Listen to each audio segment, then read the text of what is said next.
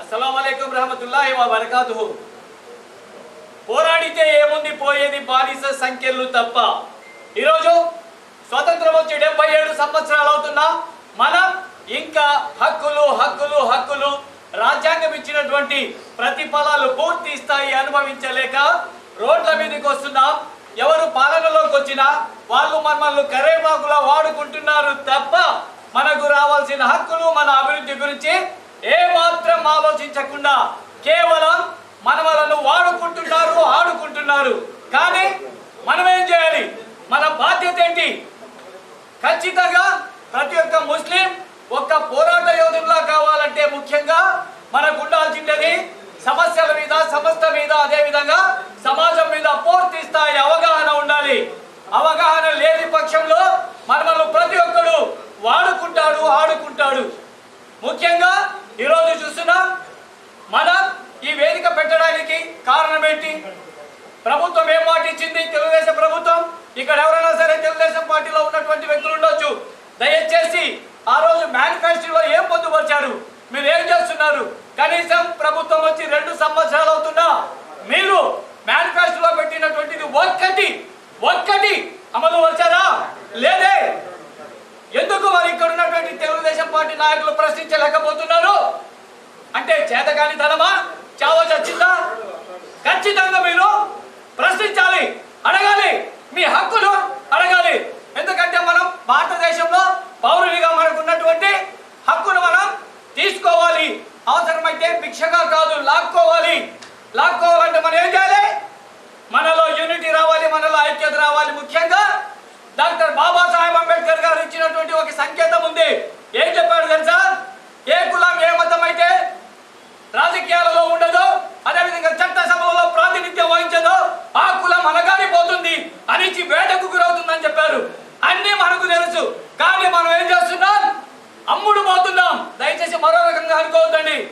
నాయకత్వం అనేది, నాయకత్వ లక్షణాలు అనేటివి ఒక్కరికి అమ్ముడు పోవు, ప్రశ్నించే తత్వంలోనే ఉంటారు. ఖచ్చితంగా మన హక్కులను మన వాళ్ళను ఏ విధంగా డెవలప్ చేసుకోవాలో, ఏ విధంగా ముందుకెళ్తే మనం ఖచ్చితంగా రాజ్యాధికారులకు రాగలుగుతామో అని ఆలోచిస్తారు తప్ప అందరి మంచి కోరుతారు. ఖచ్చితంగా నాయకత్వం అనేది కింది స్థాయి వచ్చే వరకు అభివృద్ధి కోరుకుంటుంది. కానీ ఈ రోజు ఉన్నటువంటి పరిస్థితి చూస్తుంటే తెలుగుదేశం పార్టీ మనకి ఏం చెప్పింది? ఎలక్షన్ల ముందు మేనిఫెస్టోలో ఏం పేర్కొంది? ఒక్కటంటే ఒక్కటి చేసిందా? లేదే. మరి ఎందుకు మనం ప్రశ్నించలేకపోతున్నాం? ఎందుకు మనం అడగలేకపోతున్నాం? ఒక్కసారి మిమ్మల్ని మీరు ప్రశ్నించుకోండి. ఖచ్చితంగా మనకు మన హక్కు కావాలి.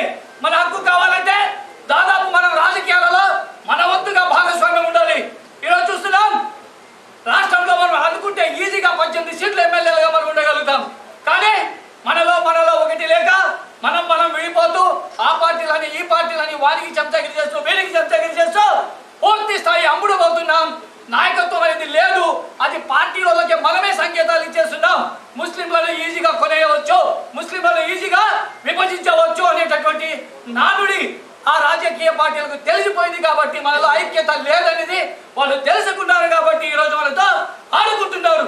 ఇటువంటి తరుణంలో మనం ఏం చేయాలి? ఇప్పుడు మనం ప్రశ్నిస్తున్నాం ఈ వేదికగా. ఎందుకు ప్రశ్నిస్తున్నాం? కేవలం ఉద్యమాలు చేసేవారు అతి కొద్ది మంది ఉన్నారు. భవిష్యత్తులో ఎవరు లేరు, రారు, ప్రశ్నించరు. ఎందుకంటే ఖచ్చితంగా ఇప్పుడున్నటువంటి ఉద్యమకారులు కూడా రక్షించుకోవాల్సిన బాధ్యత, ప్రభుత్వాన్ని ప్రశ్నించవలసిన బాధ్యత. ప్రశ్నించేది ఒక వర్గం, ప్రశ్నించకపోవడం ఒక రోగం అనేది గ్రహించండి. ఖచ్చితంగా మనకు అన్యాయం జరుగుతుందంటే మనము అడగాలి, ప్రశ్నించాలి, మాట్లాడాలి. మాట్లాడకపోతే ఏమవుతుంది తెలుసా? మన వాళ్ళు ఉంటారు చాలా మంది, నామినేటెడ్ పోస్టులు ఇచ్చాలంటారు. అయ్యా మీరు ఉండాల్సినదే ఎక్కడైతే చట్టాలు చేస్తారో, ఎక్కడైతే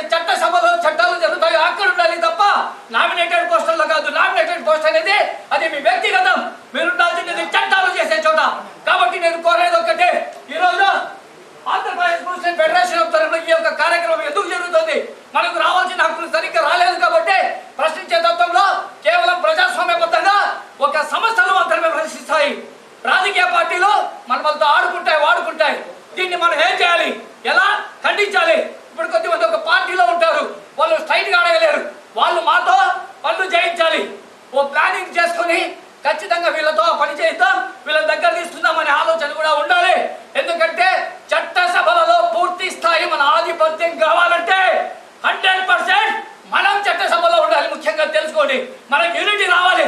వాడు గొప్ప వీడు గొప్ప ఆ రెడ్డి ఈ గొప్ప అని అనుకోకుండా రాజకీయాలలో చట్టసభలలో మనం ఎలా వెళ్ళాలి, మన పాత్ర ఎలా ఉండాలి అనేటటువంటిది మీరు ఖచ్చితంగా తెలుసుకొని వెళ్ళాలని చెప్పి ఎవరైతే ఇప్పుడు అంజద్ బక్షాన్న గారు ఉన్నారు, ఆయన డిప్యూటీ సీఎంగా చేశారు. సో ఇటువంటి వారిని మనం రాజ్యసభలోకి అదేవిధంగా చట్టసభలోకి పంపించవలసిన బాధ్యత ఉంది.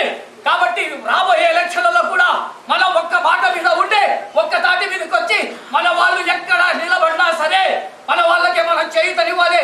ఏ పార్టీ అయినా సరే ఏదైనా వచ్చి అడిగితే అయ్యా మాకు ఈ కార్యక్రమాలు చేస్తేనే మేము మీకు ఓటు వేస్తాం, ఖచ్చితంగా మేము చెప్పినట్లు మీరు ఉండాలి అనే విధంగా మీరు సంకేతాలు పంపించాలి.